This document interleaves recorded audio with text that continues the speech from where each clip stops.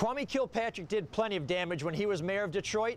He left the city broke. Progress all but halted during the text message scandal. And all that loot he took, well, that sent its own message. When I take people out, I don't let people pay for my meals, breakfast, lunch, dinner, nothing. Mayor Dave Bing didn't witness a minute of testimony in the Kilpatrick Incorporated trial, but he heard enough to be concerned about the stain Kilpatrick left on his city. Anytime that the public loses its trust in the leaders of the city, you can only go downhill. Defense attorneys argued in federal court that it was not uncommon for people to lavish gifts and trips on the mayor of Detroit. Sitting 5 blocks away at Kilpatrick's old desk, Bing says that's just not so. I doubt very seriously if the Archer administration worked that way, and this administration doesn't work that way. If we learned anything from the Kilpatrick trial, it's what can happen in City Hall when the boss's greed comes before the people's need. Well, it's a significant amount of evidence that's been brought to light that suggests probably that there's a lot more out there of this culture of pay to play in the city, that essentially if you wanted to get anything done, if you wanted to influence the legislative process, it comes with a cost. So what's being done to make sure this all doesn't happen again? Nobody's talking about it. It's not on the radar. This is something that needs to be at the forefront of conversations about where Detroit goes from now. Sadly, we've been here before. Hazen Pingree cleaned up Detroit at the turn of the last century, but his efforts were short-lived. Probably one of the biggest scandals in Detroit history was in the late 1930s. Scores of officials, including Mayor Richard Redding, were convicted of public corruption. Reform efforts, if there were any, didn't make big headlines. What was the response to when people learned to what was really going on?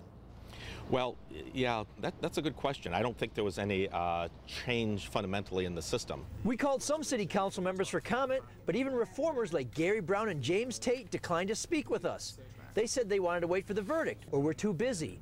Yet the council's actions have already spoken loudly. We should be instituting reforms and implementing reforms, much like the Charter Commission tried to do several years ago, but instead the City Council is doing the opposite. Benson is a member of the city's ethics board, which ruled that council members can't take gifts. Previously, the Charter said the City Council could not accept gifts, and we reinforced that with our own interpretation and ruling. The City Council simply put a ballot initiative on the ballot to change that opinion.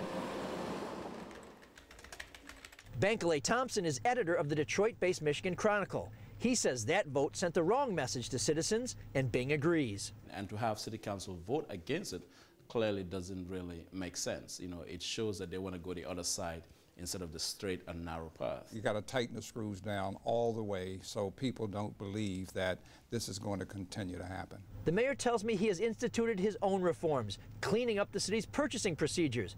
But those efforts haven't made a blip on the city's radar. If anyone's saying it, then they need to be saying it louder.